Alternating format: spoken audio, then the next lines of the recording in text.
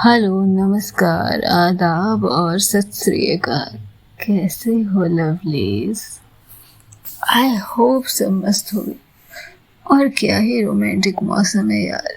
हाय हाय हाय, काश कोई होता जो बाहों में होता, जो हाथों में हाथ थाम आपके साथ चाय की कश ले रहा होता, उस घूंट में, उस गर्माहट में एक दूसरे को जी रहा होता। हाय, चलो बहुत हुआ ख्वाहिश। हाँ नहीं तो चले सब अपने अपने बड़े से सपने में। आ जाओ वापस। हम सिंगल लोगों की बस ये इतने दूर तक की ख्वाहिश हो सकती है ना। तो चलो स्टोरी पर आते हैं। स्टोरी का नाम है जुनूनियत। पिछले एपिसोड में हमने देखा कि आंचल के जाने के बाद निधि की बेचैनियां किसी सागर के तूफान जैसी थी, और इसके साथ ही उसे आंचल के लिखे कुछ पत्र मिलते हैं जिसे वो पढ़ती है और फिर तारा को देती है। लेकिन उसका इंतजार लगातार लंबा होता जा रहा था। अब आगे कहते हैं, रात जब डर के साए से लिपटी हो ना, तो प्रेम किसी कवच की तरह सामने खड़ा होता है, कांपता हुआ लेकिन अड़ी। टूटने से पहले बस एक आवाज चाहिए होती है, तुम ठीक हो ना, कुछ ऐसी। रात के 12:26 हो चुके थे और नीचे की हल्की सी खटर फटर की आवाज ने निधि को चौंकाया था। उसका पूरा शरीर जैसे एक झटके में चेतना में लौट आया हो।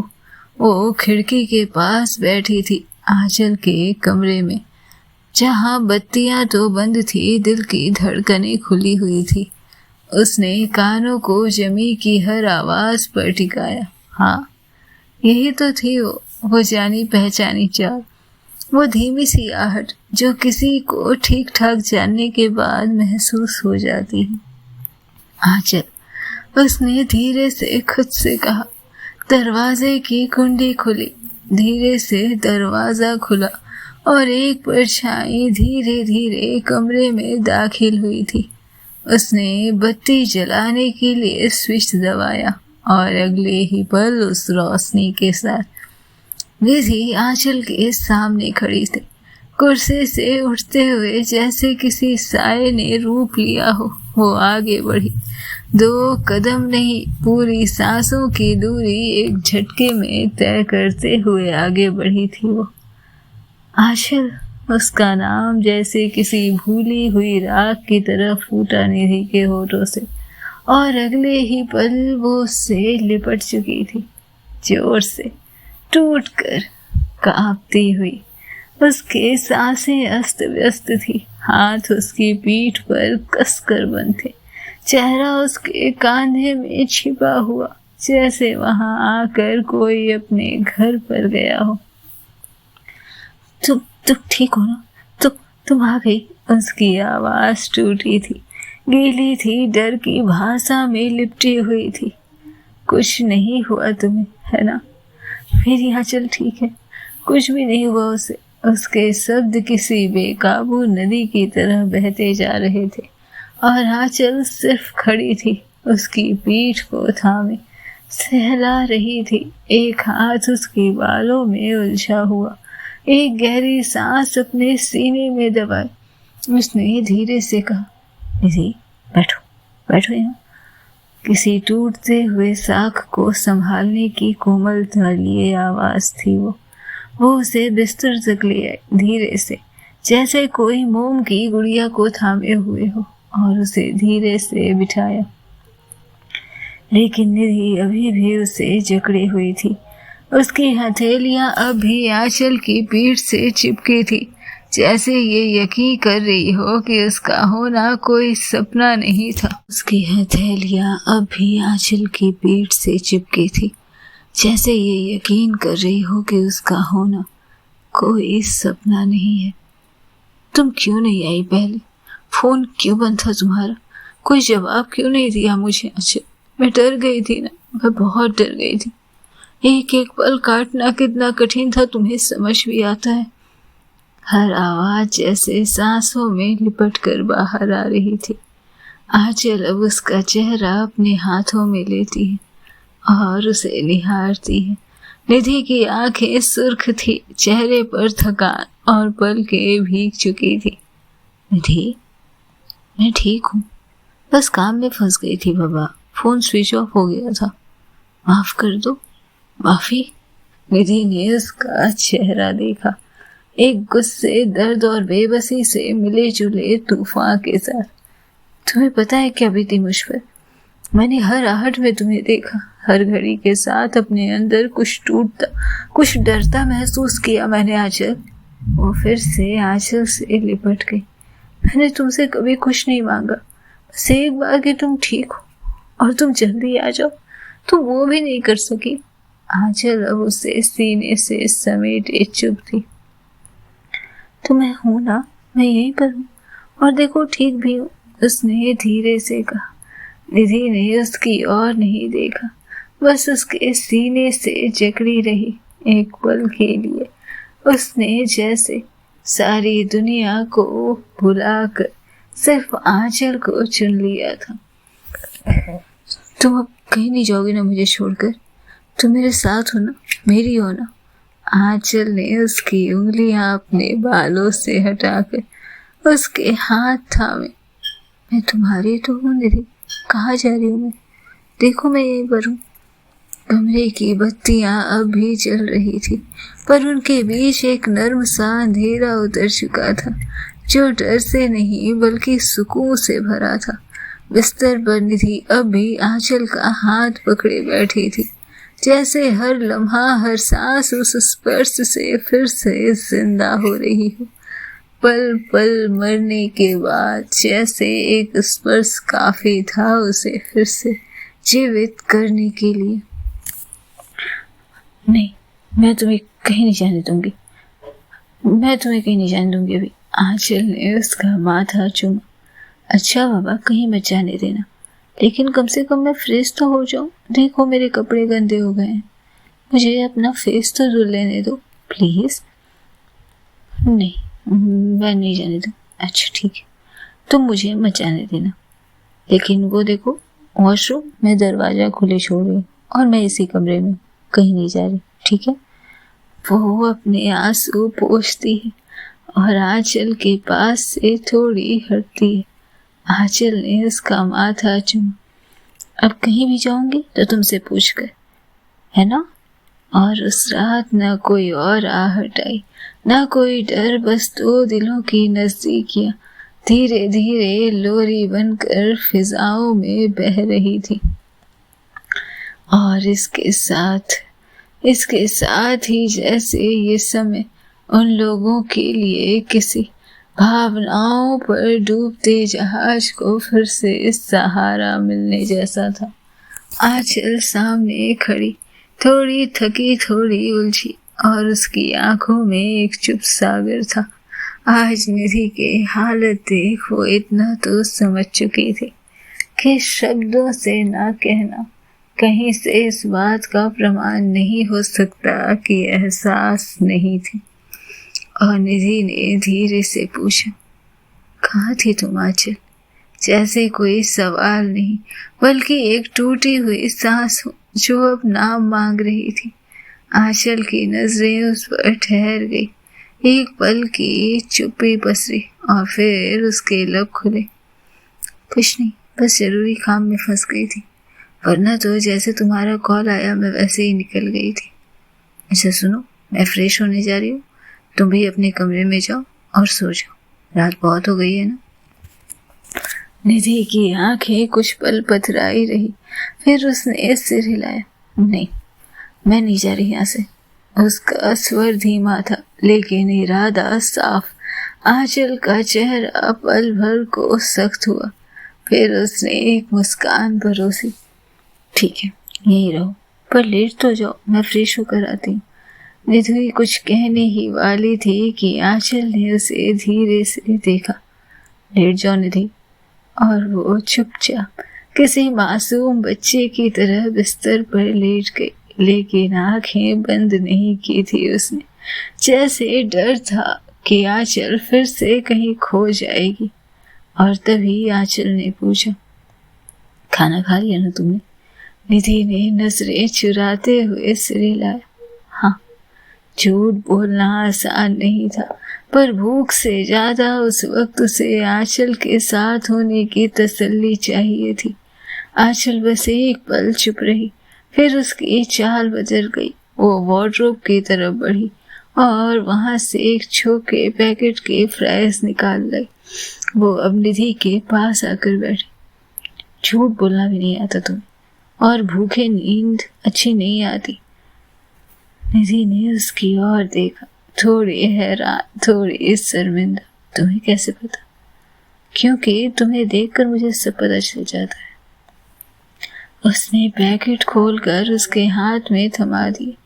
निधि ने पहली बार कुछ नहीं कहा, बस उसे देखा, जैसे उसके सामने कोई दर्पण बैठा हो जो उसकी हर कमी, हर डर, हर भावात्मक थकान को बिना बोले समझ जाता हो। थोड़ा खा लो, मैं फ्रेश होकर आती हूँ, आंचल ने फिर से कहा। स्वर में वही स्नेह था जो अक्सर माँ की आवाज में मिलता है कभी कभी। निधि ने एक फ्राई उठाई, आंखों में नमी लिए। थोड़ा नहीं, अगर तुम साथ बैठो तो मैं पूरा खा लूं। आती हूँ मैं, आंचल ने हंसते हुए कहा। वो चुपचाप उसके पास बैठ गई, उसके बालों में उंगलियां फेरते हुए, जैसे उसे कह रही हो, तू थक गई है ना, बस थोड़ी देर हो, मैं आती हूँ। कमरे की दीवारें अब सांस लेने लगी थी। शब्द गूंगे थे, पर मौन की भाषा प्रेम से भर गई थी। और उस रात भूख सिर्फ पेट की नहीं, बल्कि उस यकीन की भी थी कि कोई है जो देख रहा है, समझ रहा है बिना कुछ कहे। बस छोटी छोटी बातों से मोहब्बत परोस कर वो सब समझ रहा है, सब महसूस कर पा रहा है। और इसी के साथ आंचल उसे निहारती रही। वॉशरूम से लौटने के बाद आंचल चुपचाप नीचे जाने को ही थी कि निधि ने दौड़कर फिर से उसका हाथ थाम लिया। कहाँ जा रही हो तुम? नीचे खाना लाने, वरना इस फ्राइज से नहीं होगा ना, और रात में हमारे पेट में चूहे करतब दिखाएंगे। चाहती हो ऐसा हो? और वो, ठीक है, मैं भी चलूंगी तुम्हारे साथ। और आंचल का हाथ पकड़े सीढ़ियों से उतरते वो आंचल के पीछे पीछे चल रही थी। किचन की टेबल पर अब रात का सन्नाटा पसरा था। कोई हलचल नहीं, कोई दस्तक नहीं। चूल्हे पर रखा खाना ठंडा हो चुका था और उसने खाना गर्म किया। आवाज मत करना, वरना अगर माँ आई तो मुझे डांट पड़ेगी, और भाभी आ गई तो भैया, उनकी नींद खराब होगी। इस एक रात में गर्माहट की जरूरत सिर्फ प्लेट को नहीं जानती थी आंचल, कि किसी और को भी थी। वो 2 प्लेटों में खाना निकाल ले, पर परोसते वक्त दोनों का खाना एक ही प्लेट में रखने की जिद की थी निधि ने। कमरे में लौटकर उसने चुपचाप बिस्तर पर प्लेट रखी और कहा, बैठो। निधि बैठती है। निधि, मैं कह रही हूँ ना, अच्छे से बैठो। और वो प्लेट के सामने अच्छे से बैठ गई। उसकी आंखें लाल थी, चेहरा थका हुआ, जैसे हर हरकत उसके भीतर की बेचैनी को छिपा रही हो। वो बिना बोले बैठ गई, पर उसकी आंखें आंचल से बसती रही। दोनों ने एक ही प्लेट से खाना शुरू किया। मौन की ये थाली अजीब थी, चावलों की हर बूंद जैसे उनके बीच की दूरी को नाप रही थी। और तभी आंचल ने पूछा, ऐसे तुमने खाना क्यों नहीं खाया था? निधि ने बस कुछ नहीं कहकर टाल दिया। नाराज हो मुझसे? निधि ने फिर वही कुछ नहीं दोहराया, लेकिन इस बार उसकी आवाज में कंपन थी, एक मौन इल्जाम, एक अनकहा प्रश्न। आंचल मुस्कुराती है, लेकिन उस मुस्कुराहट में हल्की छुबन नजर आई थी। तो क्या मुझे माफी मांगनी पड़ेगी? निधि ने उसकी तरफ देखा, लेकिन फिर से कोई जवाब नहीं। चुपचाप वो अपनी प्लेट से रोटी उठाकर खा रही थी। ओहो, इतना सारा गुस्सा! तो अब इस आफत की पुड़िया को मनाया कैसे जाए? कहते हुए आंचल ने एक कौर उठाया और निधि के मुंह के सामने ले आए। माफ नहीं करोगी मुझे? निधि ने उसकी आंखों में देखा बहुत देर तक, फिर बिना कुछ कहे वो कौर खा लेती। कुछ पल बाद खाना खत्म हुआ। आंचल प्लेट रखने नीचे जाने ही वाली थी कि निधि फिर से उसे आवाज देती है और उसने प्लेट को कमरे में ही रख दी। निधि अभी भी बिस्तर पर उसी तरह बैठी थी। आंचल उसके सामने जाकर बैठ गई। मैंने बहुत परेशान किया तुम्हें, है ना? निधि चुप रही। माफ कर दो, जवाब नहीं दिया, बस दूसरी ओर मुड़ गई थी। आंचल ने उसके हाथों को अपने हाथों में लिया और धीरे से उसके ऊपर अपने होठों को रखा, बहुत हल्के से, जैसे कोई अपराध अपनी सजा खुद ही उठाने आया हो। प्लीज माफ कर दो।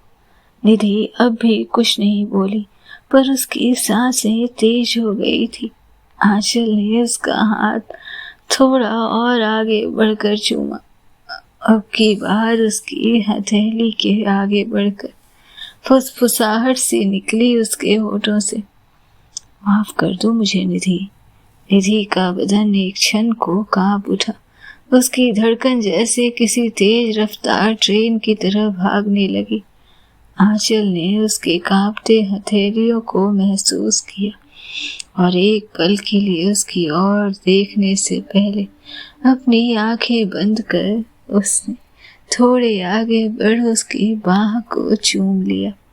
सिहरन दौड़ गई थी निधि के बदन में, कांप गई थी वो, और इसे बखूबी महसूस किया था आंचल ने। मुस्कुराते हुए वो उसके गर्दन तक पहुंची थी। माफ कर दो ना निधि। तुम माफ नहीं करोगी तो मैं अपने आप को माफ नहीं कर पाऊंगी। सच्ची में मेरा फोन डिस्चार्ज हो गया था। मैंने सोचा था कि मैं तुम्हें कॉल कर लूंगी, लेकिन तुम्हारा कॉल आया और उसके बाद जैसे मैंने अपने मन की सुनी तब तक फोन बंद हो गया। कभी कभी तो लगता है कि मेरी किस्मत भी मेरा साथ नहीं देती कुछ चीजों में। कमरे में चुप्पी पसरी थी, पर हवा में एक अनकही हरारत थी। आंचल ने धीरे से हल्की मुस्कान के साथ निधि को देखा, जो बिस्तर पर चुपचाप बैठी थी, आंखें झुकी, सांसें भारी। लेकिन मैं देर हो और इतनी सी बात पर तुम घबरा गई। निधि ने उसकी ओर नहीं देखा, बस अपने होठ भींच लिए, ऐसे कर रही हो जैसे कोई दुल्हन रूठ गई हो अपने शौहर से। आंचल ने मुस्कुराते हुए कहा और निधि की आवाज अब पहली बार फिर से टूटी। मत करो ऐसे।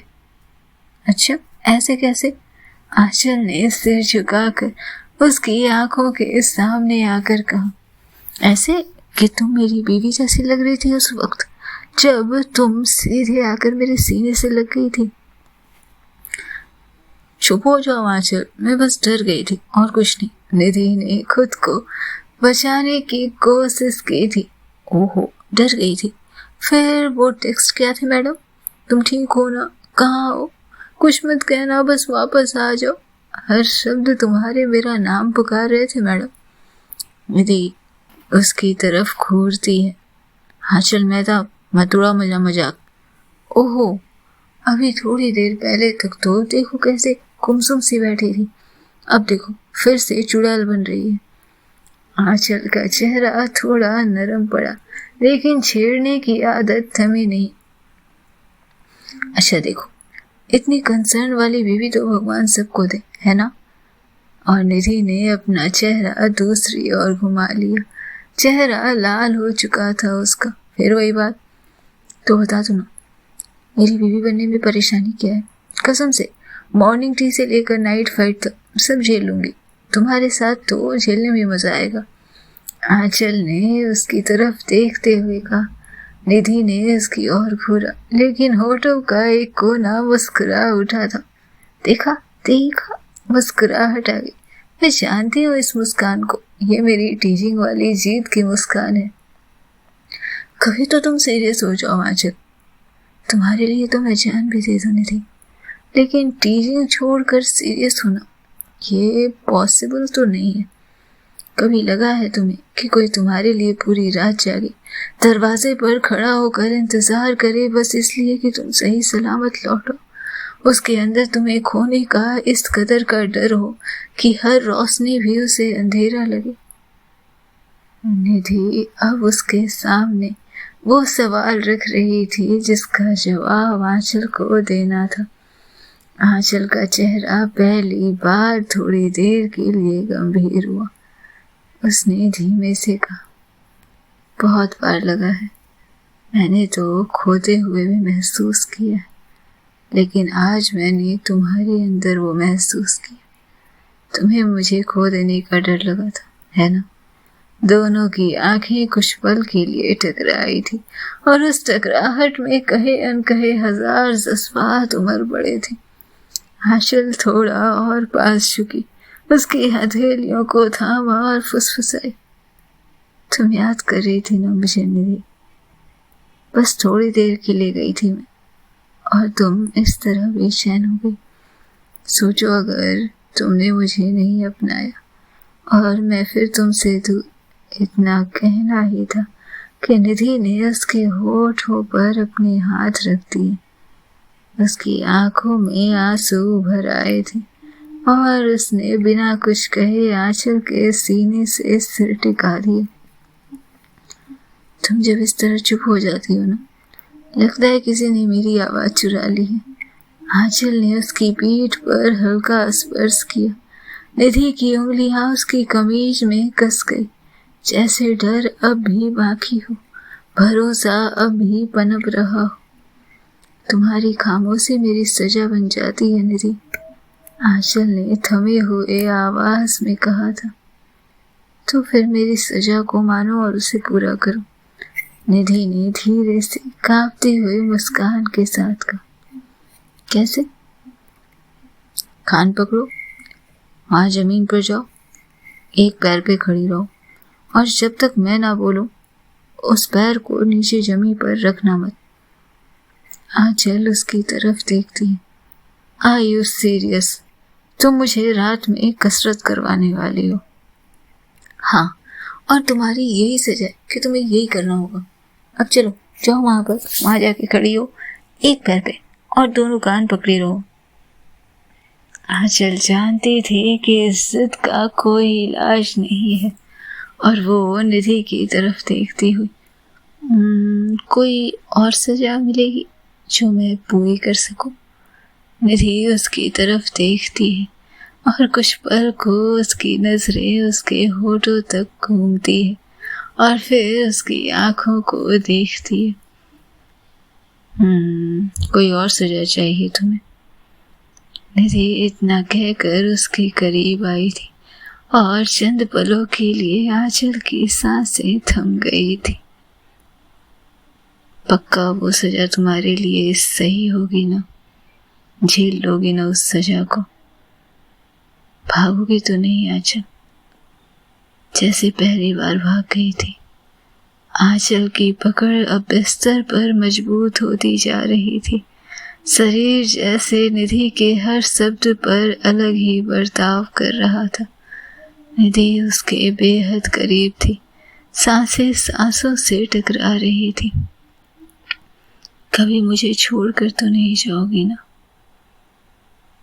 बोलो आंचल, मेरी ये सजा भुगतने के लिए तैयार हो ना? होठों से कोई बोल नहीं फूटे और निधि के होठ आंचल के होठों पर जैसे सट रहे थे, लेकिन अभी भी दूरी कमाल की थी दोनों के बीच। आंचल का बदन कांप गया था, चेहरा लाल हुआ पड़ा था और हाथ बिस्तर को थामे जैसे खुद के शरीर को ताकत देने की कोशिश कर रहे थे। क्या होना था आगे जानने के लिए सुनते रहे नेक्स्ट एपिसोड। तब तक खुश रहें, स्वस्थ रहें, मस्त रहें, बिंदास रहें, खुद का बहुत ध्यान रखें। लवलीज।